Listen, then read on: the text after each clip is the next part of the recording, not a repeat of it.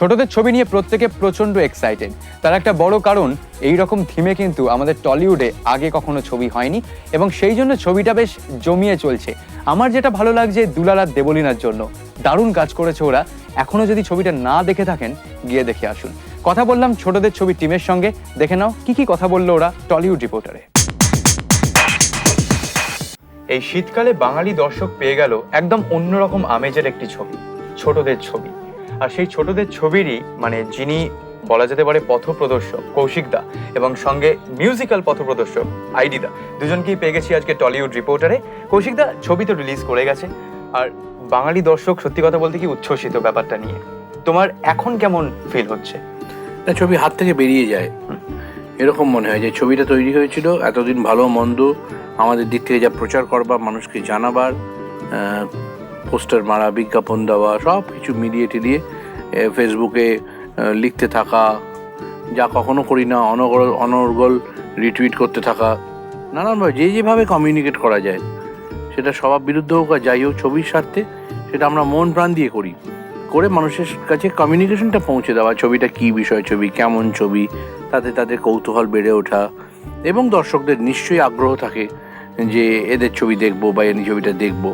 কারণ দেখো, এই ছবিটাতে যাদেরকে নিয়ে ছবি, দুলাল, দেবলিনা এবং অন্যান্যরা, তারা পরিচিত মুখ নয় এবং তারা চেনা মুখ নয়, শুধু নয়, তারা কোনো বড় স্টারও নয়, তারা অভিনেতাই নয় সেই হিসেবে।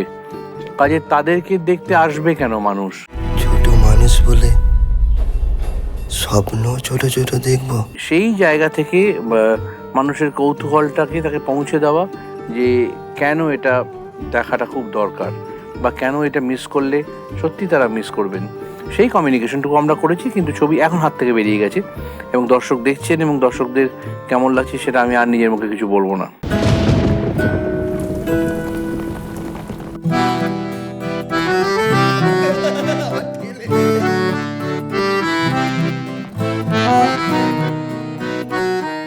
ইন্দ্রদীপদা, কৌশিকদার ছবিতে বারবারই তোমার গান একদম অন্য রকম ভাবে এসেছে, ছবির থিমের সঙ্গে এসেছে।